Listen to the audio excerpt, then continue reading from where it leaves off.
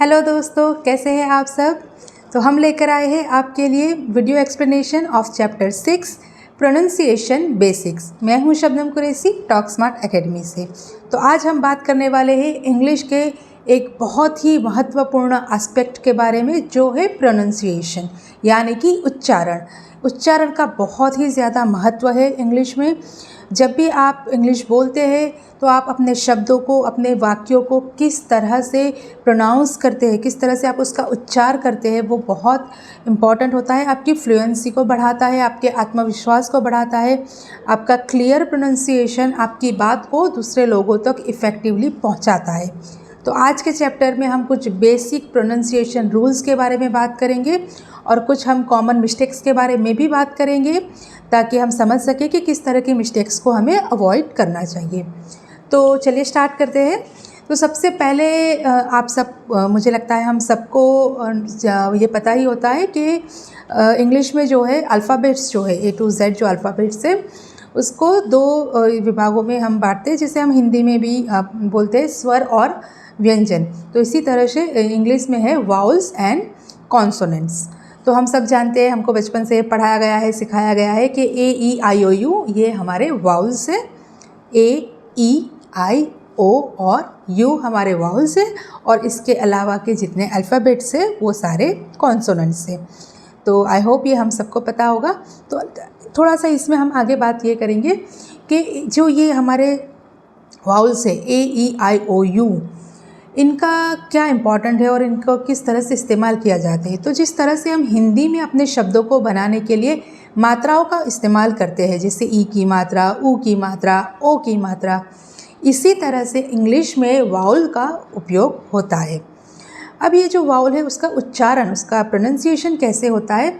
तो वाउल दो तरह के होते हैं। वाउल का जो साउंड होता है वो दो तरह का होता है, शॉर्ट साउंड और दूसरा होता है long vowel sound. Short vowel sound ये होता है कि जब आपके इंग्लिश में जो शब्द है, जो एक सिलेबल, जिसको हम बोलते हैं सिलेबल, यानी कि एक छोटा शब्द जो मे बी 3 और 4 लेटर का होता है, जिसमें क्विक शॉर्ट साउंड होता है। फॉर एग्जांपल CAT कैट, यहाँ पे A जो है हमारा वाउल है। PEN पेन, यहाँ पे E हमारा वाउल है। सिट, SIT सिट हमारा I यहाँ पे वाउल है। और पॉट, POT पॉट, यहाँ पे हमारा O वाउल है। एंड CUP कप, यहाँ पे U हमारा वाउल है। तो जब आपने सुना कि ये सारे जो अभी मैंने शब्द यूज़ किए, जैसे कि cat, pen, sit, pot, cup, इसमें हमने जहाँ पे भी उच्चार किया है वो बहुत ही शॉर्ट और क्विक है। हमने ये नहीं कहा कि कैट, हमने ये नहीं कहा कि पेन, हमने कहा कैट, पेन, सिट। तो ये हमारे हो गए शॉर्ट वाउल्स। दूसरा होता है हमारा लॉन्ग साउंड वाउल्स। ये जो लॉन्ग साउंड वाउल्स है, वहाँ पे हम जो है थोड़ा सा लॉन्गर ड्यूरेशन के लिए, थोड़ा सा लंबे समय के लिए हम वाउल को खींचते हैं, या तो उसको थोड़ा लंबा लेते हैं। जैसे कि हम एग्जांपल लेंगे CAKE केक, यहाँ पे हम केक नहीं बोल रहे, केक, हम जो है हमारे वाउल साउंड को थोड़ा सा लंबा खींच रहे हैं। SEE यानी कि देखना, तो हम उसको कैसे बोलेंगे, सी, हम यहाँ पे ई के साउंड को लंबा लेकर जा रहे हैं। इसी तरह से गो, GO गो, तो यहाँ पे हम ओ के साउंड को थोड़ा सा लंबा लेके जा रहे हैं। ट्यूब, TUBE ट्यूब, यहाँ पे हम यू के साउंड के ऊपर थोड़ा सा लॉन्ग जा रहे हैं, तो इसे हम बोलेंगे लॉन्ग वाउल साउंड्स। कॉन्सोनेंट का जो साउंड होता है, यानी कि जो A, E, I, O, U के अलावा हमारे अल्फ़ाबेट्स है, उनका जो साउंड होता है वो किसी तरह से एयर फ्लो को हम अपने मुंह में थोड़े समय के लिए रोकते हैं, तब हमारा उसका साउंड जो है हमारे मुंह से आता है। फॉर एग्जांपल पेन में P का sound, pen, bat, top, dog. तो यहाँ पे आप देख रहे हो कि हम एयर फ्लो को थोड़ी देर के लिए ये P, B या D का उच्चार करने के समय हम एयर फ्लो को थोड़ा सा होल्ड करते हैं। अब हम बात करते हैं स्ट्रेस और इंटोनेशन के बारे में। स्ट्रेस और इंटोनेशन को समझना बहुत ही आसान है।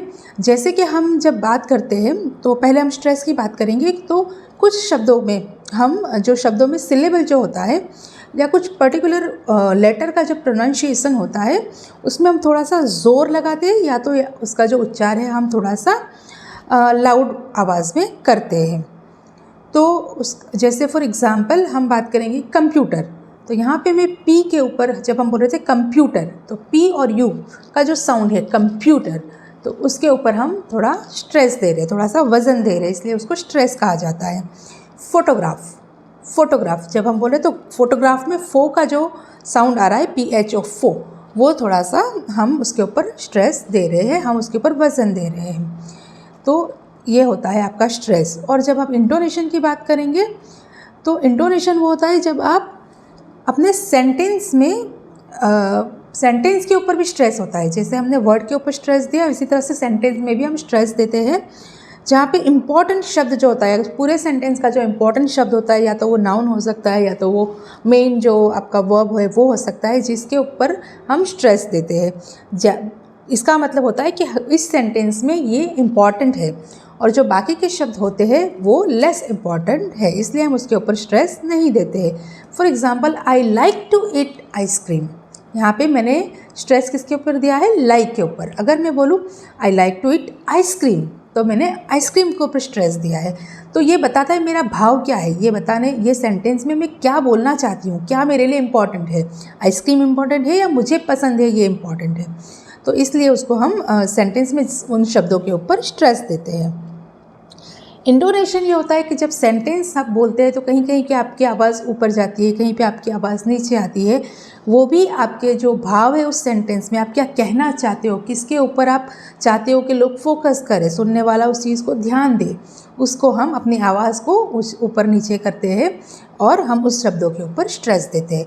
तो ये सारी जो प्रैक्टिस है, सही तरीके से बोलना, उच्चारण करना, सही तरीके से जहाँ पे स्ट्रेस देना है, कहाँ पे आवाज़ को ऊपर लेके जाना है, कहीं पे आवाज़ को नीचे लेकर आना है, ये आपकी फ्लुएंसी को बहुत ही इम्प्रूव करता है।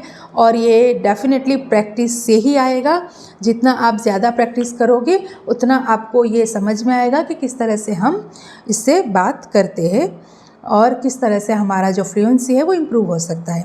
कुछ कॉमन मिस्टेक्स है प्रोनाउंसिएशन की जो नॉर्मली हम नेटिव स्पीकर नहीं है इसलिए हमसे होती है।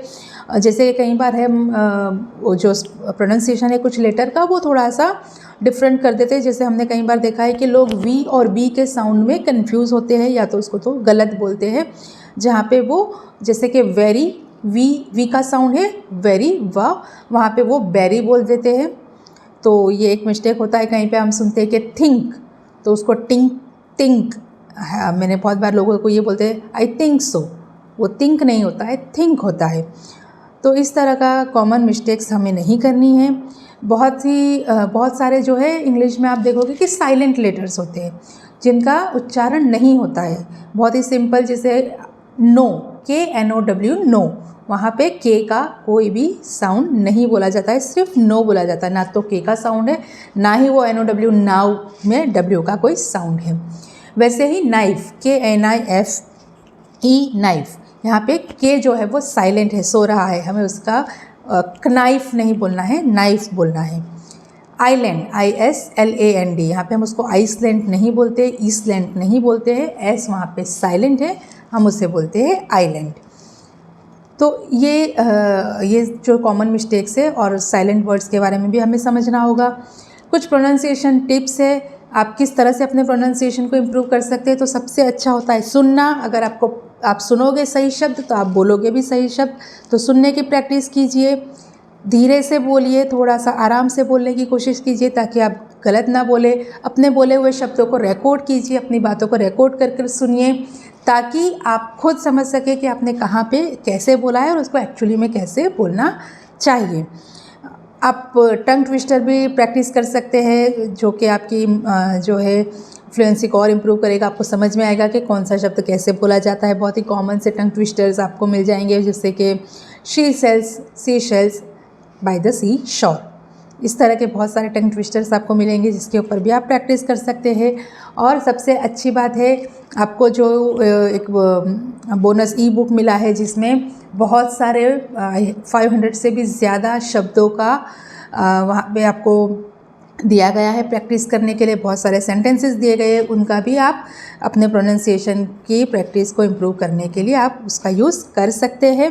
और अगर आपको और ज़्यादा समझना है, हमसे जुड़ना है, हमसे क्लासेस लेने हैं, तो आप नीचे दिए गए हमारे व्हाट्सएप नंबर पे हमसे संपर्क करें और हमसे आप क्लासेस भी ले सकते हैं। तो इस वीडियो को ज़रूर से लाइक कीजिएगा, सब्सक्राइब कर दीजिएगा और मिलते हैं हम नेक्स्ट चैप्टर में। तब तक के प्रैक्टिस करते रहिए and keep learning. Good bye, thank you.